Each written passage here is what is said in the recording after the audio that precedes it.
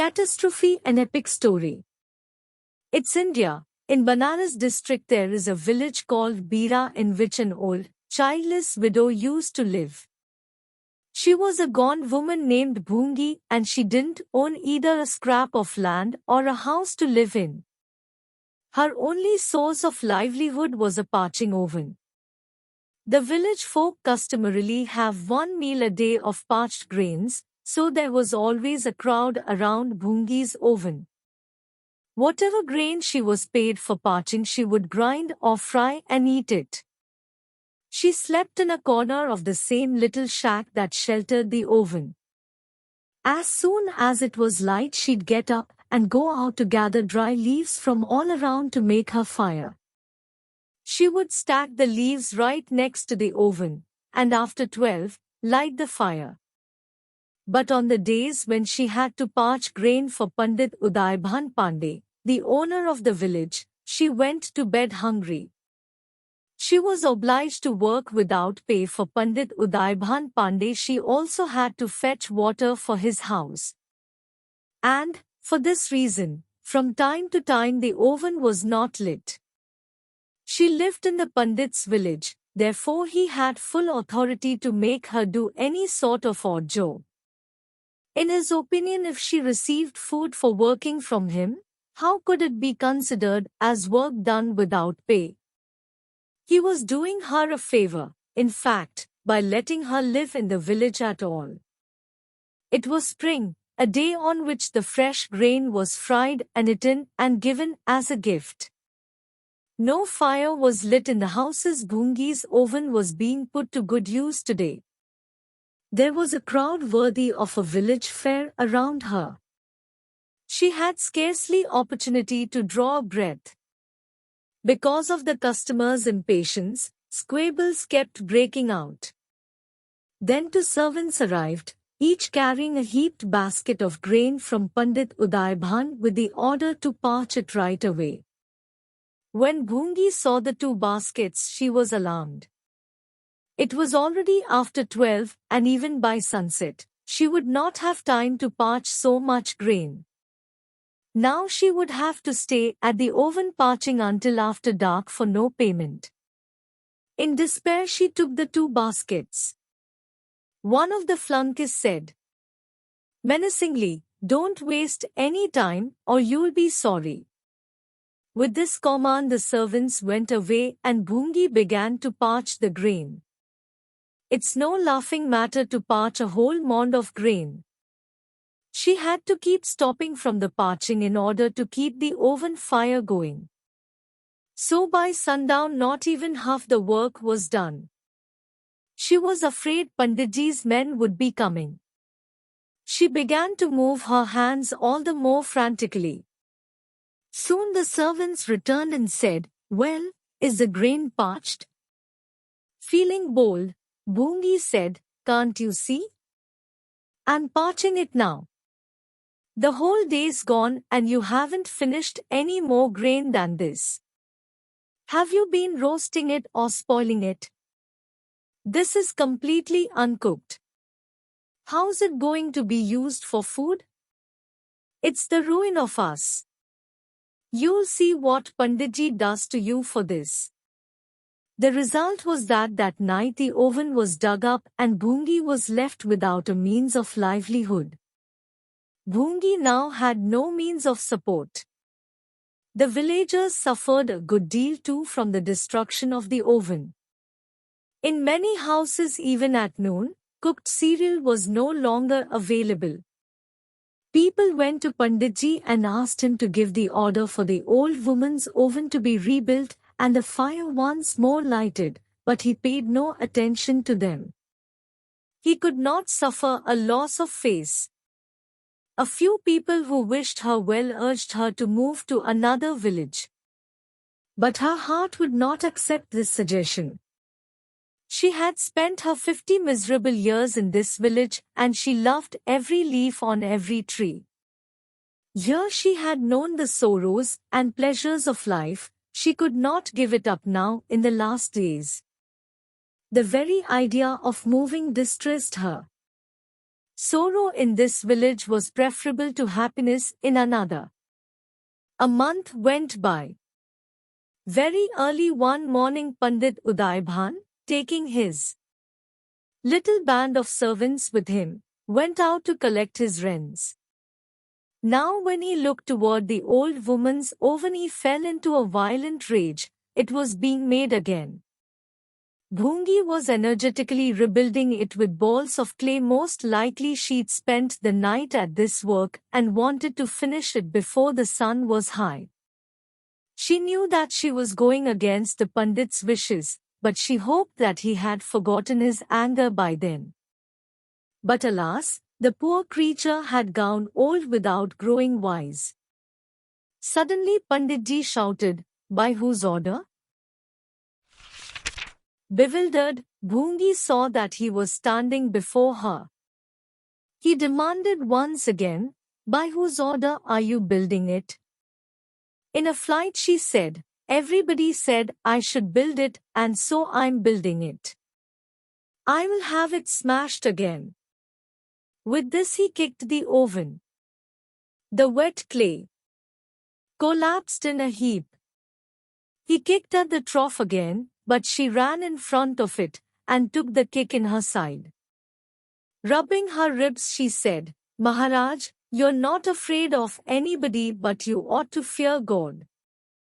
What good does it do you to ruin me like this? Do you think gold is going to grow out of this small piece of land? For your own good, I'm telling you, don't torment poor people, don't be the death of me. You're not going to build any oven here again. If I don't, how am I going to be able to eat? I'm not responsible for your belly.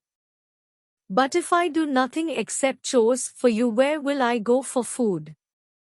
If you're going to stay in the village, you'll have to do my chores. I will do them when I have built my oven. I can't do your work just for the sake of staying in the village. Then don't, just get out of the village." "How can I? I have grown old in this hut. My in-laws and their grandparents lived in this same hut. Except for Yam, king of death, nobody's going to force me out of it now." "Excellent, now you're quoting scripture," Pandit Udaibhan said. "If you'd worked hard I might have let you stay, but after this I won't rest until I have had you thrown out." To his attendants he said, "Go get a pile of leaves right away and set fire to the whole thing. We will show her how to make an oven." In a moment there was a tremendous racket. The names leapt towards the sky. The blaze spread wildly in all directions till the villagers came clustering around this mountain of fire.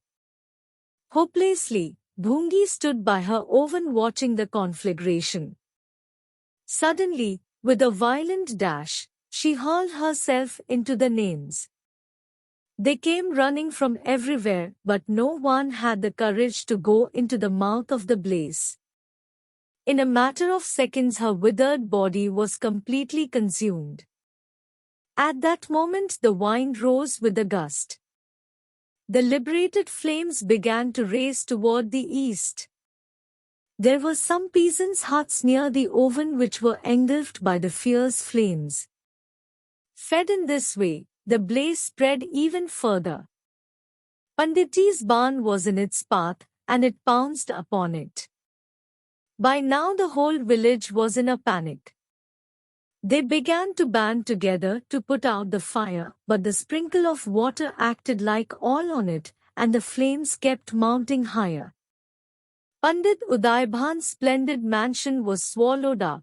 While he watched, it tossed like a ship amid wild waves, and disappeared in the sea of fire. The sound of lamentation that broke out amidst the ashes was even more pitiful than Bhungi's grievous cries. Ali Baba and 40 Thieves. Ali Baba, a poor woodcutter, had a rich brother, Qasim, who never shared any of his money with his brother. Instead, he treated Ali Baba, his wife and son badly. One day, as Ali Baba finished cutting logs in the forest, he saw lots of men on horses and he hid. He climbed up a tree and watched the 40 horsemen. The men had saddlebags full of gold and they took them to a big rock. One of the men cried, "Open, Sesame," and a door in the rock opened and the man entered the cave. The others followed. After a while they came out and the leader cried, "Close, Sesame." When the thieves left, Ali Baba walked to the entrance of the cave. He said the magic words and entered. He was amazed by all the gold, silk, jewels and gold crowns piled up. Feeling it was all right to steal from thieves, Ali Baba decided to take some gold home for himself and his family. When he got home, he showed the gold to his wife. His wife wanted to know how much gold they had. She went to Qasim's house to borrow his wife's scales so she could weigh the gold. She did not want Qasim and his wife to know about the gold, so she said they were weighing meat. Qasim's wife did not believe Ali Baba's wife and wondered where they could have got the money to buy meat. She tricked Ali Baba's wife by putting honey in the bottom of one of the pans. When Ali Baba's wife returned the scales the next day, a gold coin was stuck to the honey. Qasim's wife knew their secret. When she told Qasim about his brother's gold, he was jealous. He went to Ali Baba's house and asked his brother where he got it. When Ali Baba saw the gold coin, he told his brother about the cave and the 40 thieves. The next morning, Qasim went to the cave with 10 donkeys carrying 10 huge chests. He got inside by saying the password, but he forgot the magic words to get back out. The thieves found him inside and killed him. When Qasim did not come back, Ali Baba went to look for him. He found his brother's body hanging inside the cave and brought the body home. With the help of Marjana, Qasim's servant girl, they gave Qasim a good burial without anybody wondering about the cause of his death. The thieves found that the body had gone and soon realized that somebody else must know their secret. They set out to look for him in town. They came up with many plans to find the man. However, each time their plans were foiled by the clever Marjana. The thieves eventually found the house of the man they were looking for. They did not know his name, Ali Baba. The leader of the thieves made a plan to kill the man who had stolen from them. He bought 20 donkeys and 40 large clay oil jars with loose lids. He loaded the donkeys with 2 jars each and filled 1 jar with oil. He told his 39 men to take their swords and daggers and to hide inside the jars. He gave them orders to be ready to jump out and attack the man who stole from them. The leader filled the 40th jar with oil. He then went to Ali Baba's house, pretending to be an oil merchant in need of a bed for the night. Ali Baba gave him food and a bed and a stable for his donkeys. The thief left his 40 jars in a long row in the courtyard. Marjana discovered his plan and killed all 39 men by pouring boiling oil on them. When the leader came to find why his men were not ready to fight, he saw they were all dead and he ran away. A few weeks later the leader of the thieves went back to the town, disguised as a merchant. He soon became friends with Ali Baba's son, Khaled, who took him home for dinner. Ali Baba invited him inside, but Marjana soon grew suspicious of the man. After dinner, Marjana performed a dance with daggers to entertain the guest. As she finished, she raised her dagger and killed the dinner guest. All 40 thieves were dead and Ali Baba, and his family were safe once and for all. Ali Baba was so impressed with Marjana that he offered his son to her for her husband. Khaled happily married Marjana, and they had a baby. Ali Baba decided to show Khaled the cave with the treasure. Khaled promised that he, too, would show his son the cave when he was old enough. And so Ali Baba and his family were never poor again. Thinking out of the box. Once upon a time, a merchant named Sam owed a huge sum of money to Tom, a money lender. The time came when the merchant ran out of the last chance given to him to give the money back. Sam had a beautiful daughter who was very affectionate with her father. Tom asked the merchant to give all the money back, failing which he will marry his beautiful daughter. Tom was not at all good-looking and ill-minded, and so the merchant was in dilemma. Tom proposed a new condition. There was a mix of black and white pebbles on the ground where they were standing. He will take 2 pebbles on both hands, one will be white and the other will be black. If the daughter correctly chooses the white pebble, then Tom will write off all the debt and leave the marriage proposal too. But if she chooses the black pebble, he will write off the debt, but will marry the daughter. Tom bent down to pick the pebbles from the ground, and the daughter noticed that he took black pebbles on both hands. The girl had 3 choices: to notify the same to her father, which may provoke Tom, take the black pebble and sacrifice her life, or simply refuse to take the pebble, which might land her father into trouble. But what she did totally surprised Tom. She took the pebble from his hand, and accidentally the pebble fell off from her hand to ground. She then asked Tom to see which color pebble was left in his hand to identify the color she picked. Tom had no other choice but to show the black color pebble in his hand and set both of them free. Rave. Princess Merida is a beautiful daughter of King Fergus and Queen Eleanor, who rule the kingdom of Dunbroch in Scotland. She has 3 brothers, who are triplets. Queen Eleanor tries to teach Merida to behave like other princesses, but Merida is a free-spirited girl who enjoys archery.